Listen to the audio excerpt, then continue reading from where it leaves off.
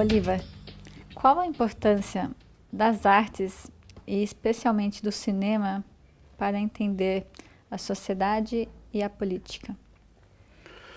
É uma rua de mão dupla, né? Nós, sabendo um pouco da história a respeito da sociedade, nós compreendemos melhor a arte de um determinado período. E a recíproca é verdadeira. Quer dizer, prestando bem atenção nas obras de arte, nós acabamos compreendendo melhor a sociedade. E isso sempre foi assim, desde tempos imemoriais, né? Remonta a vários séculos antes de Cristo, a fragmentos literários, esculturas, pinturas, até gravações de moedas. Tudo ajuda a compreender a sociedade daquele tempo. Isso, nós estudamos um pouco da história daquele tempo e nós entendemos melhor essas obras. Agora, é claro que no século XX, essa relação ganhou uma intensidade e uma complexidade muito grande devido ao surgimento do cinema e, em seguida, da televisão, né? Essas formas de arte audiovisuais permitem trazer, né, aglutinar, fazer convergir muitas outras formas de arte. E elas se dividem em vários gêneros, a produção é muito grande. Então, a influência da arte, particularmente da arte cinematográfica, na sociedade é gigantesca, sempre foi. E o século XX, nesse sentido, é decisivo, porque o audiovisual aparece no século XX, né? Mas eu vou abordar, em particular, eu gostaria de abordar, em particular, o cinema político. O que quer dizer cinema político? Eu vou definir de uma maneira bem singela, quer dizer, são filmes que têm a luta pelo poder, a luta pela defesa do Estado, a luta pela construção do Estado, enfim, lutas políticas de um modo geral como tema predominante. Isso é que eu vou entender como... Só para dar um exemplo, né? No sentido exageradamente amplo, né, nós podemos dizer que quase todo filme é político ou tem algum elemento político. Muitos são de puro entretenimento, mas um número muito grande seria considerado político se nós adotássemos uma definição frouxa. Vamos dizer assim, My Fair Lady, né, baseado na peça My Fair Lady. Existe no filme uma referência às desigualdades sociais, às desigualdades de classe da Inglaterra. Mas isso é apenas uma escadinha, um ponto de apoio para a construção do enredo, que é uma moça de classe baixa, uma florista, interagindo e aprendendo a falar o inglês das classes altas, quer dizer, para virar uma comédia, né? Apenas o fio para... Então eu não diria que isso é um filme político. A referência à sociedade é muito tênue, muito... Pega, por exemplo, um diretor como o grande diretor italiano Luchino Visconti. Ele fez vários filmes políticos magníficos, como Leopardo, como Rocco e seus irmãos. Mas se você pega o que me parece o mais belo de todos, que é Morte em Veneza, não tem nada de político no filme. É um filme baseado no romance do Thomas Mann, que não tem nenhum elemento político. Então, é uma questão de grau, de quanto de referências à sociedade, à política, entram no enredo, na montagem, enfim, em todo o quadro, em todo o desenrolar de uma película. Eu acho que a distinção mais interessante para nós entendermos a questão é entre certos filmes que não fazem advocacia, né? Que não são ideológicos, que não fazem propaganda nem sequer ligeiramente, que apenas tentam retratar uma situação histórica. Nesse sentido, eu acho que o melhor exemplo é O Gladiador, né? Dirigido pelo Ridley Scott, que foi produzido no ano 2000. Deve ser o filme mais caro da história, um orçamento de 100 milhões de dólares e uma bilheteria de 500 milhões de dólares. O que esse filme mostra? Absolutamente fiel à realidade romana num certo período.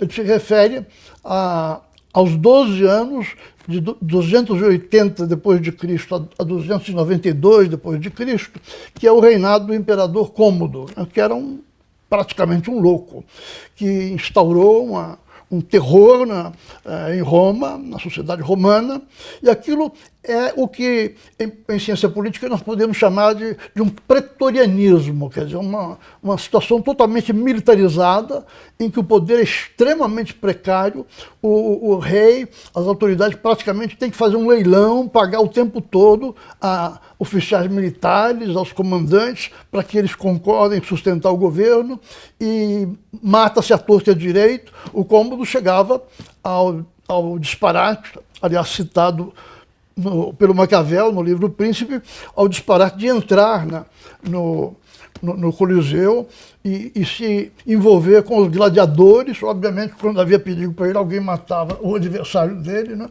Enfim, isso tudo é verdade.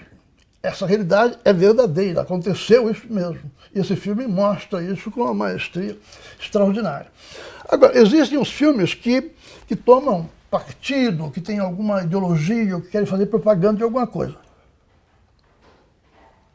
Aí nós temos o maior número dos filmes políticos são desse tipo. Por exemplo, o filme Z, que em grego significa Ele Vive, né? Z é um filme estrelado pelo Yves Montand, sobre um fato verdadeiro, que é o assassinato de um deputado, um professor universitário, em 1963, em Atenas, né? Esse fato é real, mas aí o filme expande no sentido de uma crítica veemente, uma operação de investigação da Procuradoria veemente contra o regime vigente, que era uma antivéspera de uma ditadura. E essa ditadura, de fato, foi estabelecida no ano seguinte, 1964, pelos militares, uma ditadura, aliás, completamente ridícula, que queria proibir minissaia, proibir Coca-Cola, proibir tudo. E então os fatos são verdadeiros, mas trata-se há uma certa ficção, né, superposta à realidade. Estou sendo claro? Então, vamos tomar um outro exemplo. Digamos, o filme do Walter Salles sobre o Che Guevara, né, o Diários de Motocicleta. Eu diria que é um filme político também, porque há uma certa advocacia no filme. O Walter Salles mostra uma certa simpatia pelo personagem, que é o Che Guevara focalizado na juventude, quando ele foi se tornando comunista. E, da mesma forma, nós podemos dizer, no sentido contrário, o filme do Andy Garcia, que chama Havana, Cidade Perdida, em que ele focaliza Havana na antivéspera da Revolução. Ele, evidentemente, sabia que o que existia naquele momento era uma ditadura abominável do Fulgêncio Batista, mas é como se ele perguntasse, o que é pior? Essa ditadura, que bem ou mal, pela pressão, poderia ser progressivamente desfeita, ou uma revolução pela violência que acabou durando até hoje, praticamente mais de 60 anos. É um filme visto um pouco de longe, mas há uma certa advocacia ali, como que um pedido de reflexão comedida, séria, sobre essa opção, que há dois pesos e duas medidas aí para serem considerados. Então é muito grande o número de filmes que no fundo tem uma advocacia explícita ou implícita. Vamos lembrar, por exemplo, os filmes do cinema novo brasileiro, né? O Deus e o Diabo na Terra do Sol, O Pagador de Promessas, Vidas Secas. Todos eles, direto ou indiretamente, querem apresentar aqueles crentes, aqueles personagens messiânicos, né? aquela devoção religiosa exacerbada de gente pobre, né? No campo, né? Nas áreas rurais do Brasil, como se eles fossem uma pré-figuração de um futuro proletariado revolucionário, como se eles fossem uma antivéspera, um esboço de uma futura luta social em termos ideológicos e não mais religiosos. Em tudo sempre há uma certa advocacia, uma certa ideologia. Mas eu gostaria de me deter um pouco mais em dois personagens, dois diretores, que são gigantes do cinema, né? Gigantes em todos os sentidos, e que foram claramente ideológicos, mas apesar de claramente ideológicos, eu diria até claramente propagandistas. eles, ao mesmo tempo, fizeram obras de arte de um nível imorredouro, das coisas mais bonitas que o cinema produziu, né? De um lado, o John Ford, nos Estados Unidos. John Ford é o profeta, vamos dizer assim, ele quer retratar a construção dos Estados Unidos como país.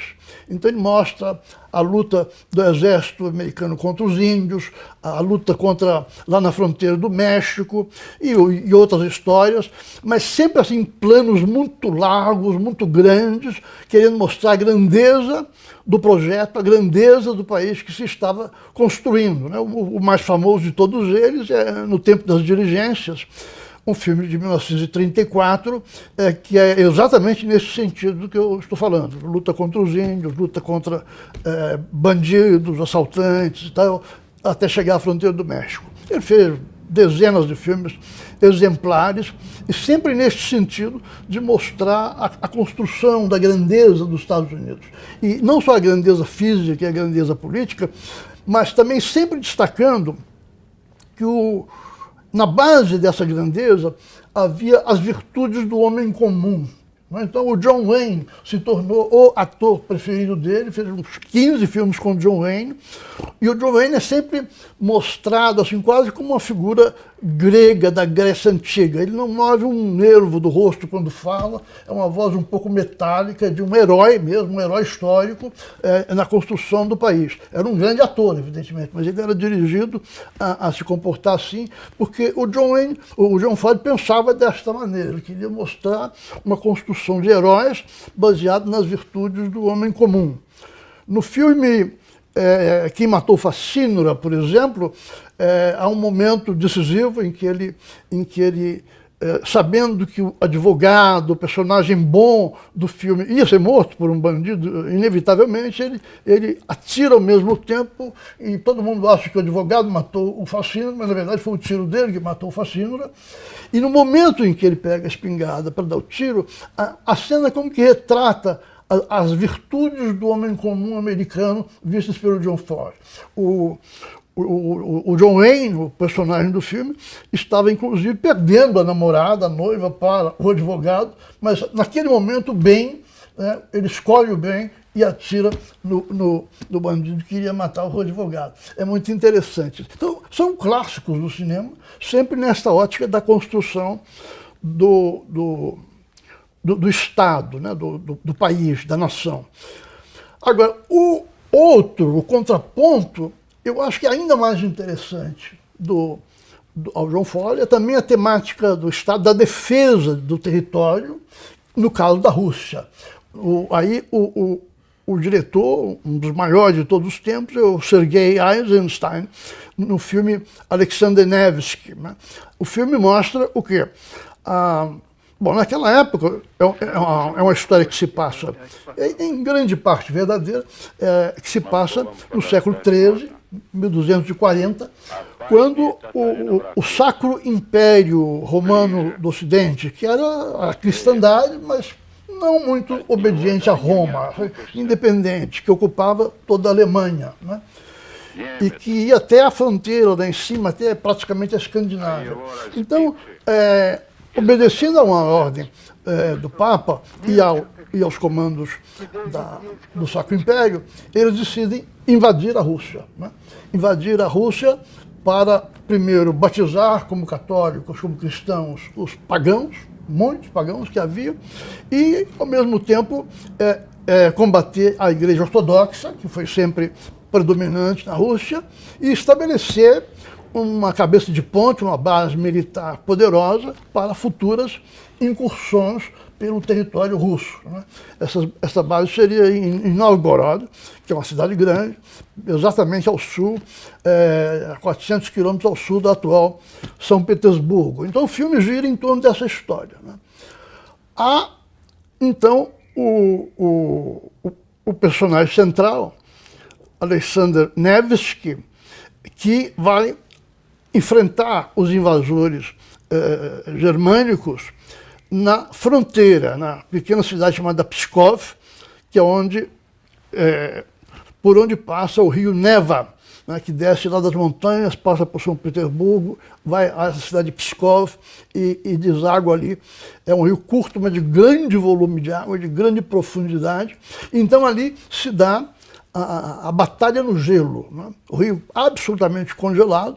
Há então a batalha no gelo, em que Alexander Nevsky passa, sai vencedor, né?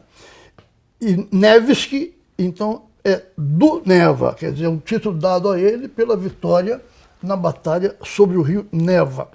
É de uma beleza estonteante.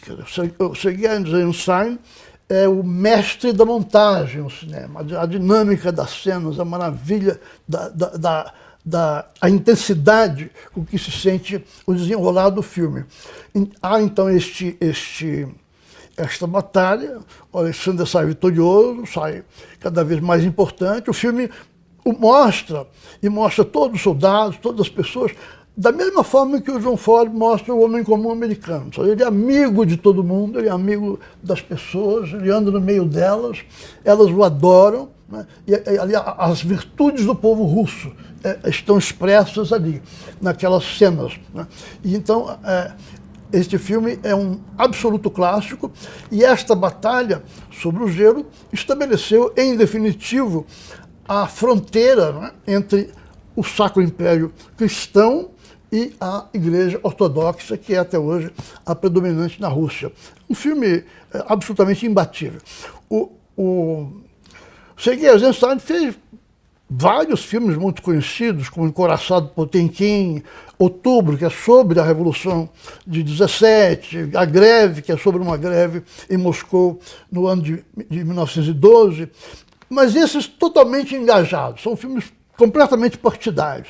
O bonito de Alexander Nevsky é que ele faz um filme de propaganda, né, de propaganda claramente anti-alemã. Veja bem, é um filme de 1938.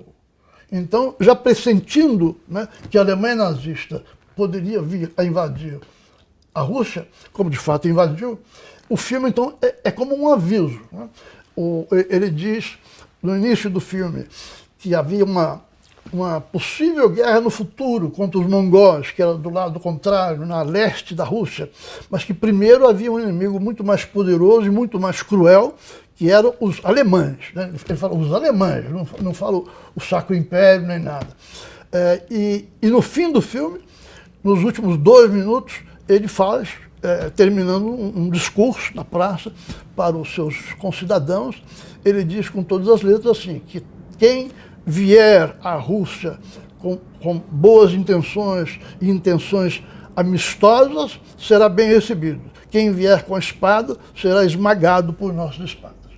Então é extraordinário como um filme claramente dirigido, né, como propaganda, consegue-se ao mesmo tempo uma belíssima obra de arte. E você entende isso contrastando o que você está vendo na tela com o que você sabe, né, pela história do que de fato se passava naquela época. No fundo, o filme é verdadeiro. Só para concluir, é preciso acrescentar que, além de toda a beleza plástica do filme, a trilha sonora, escrita pelo compositor Prokofiev, é de uma beleza absolutamente incomparável.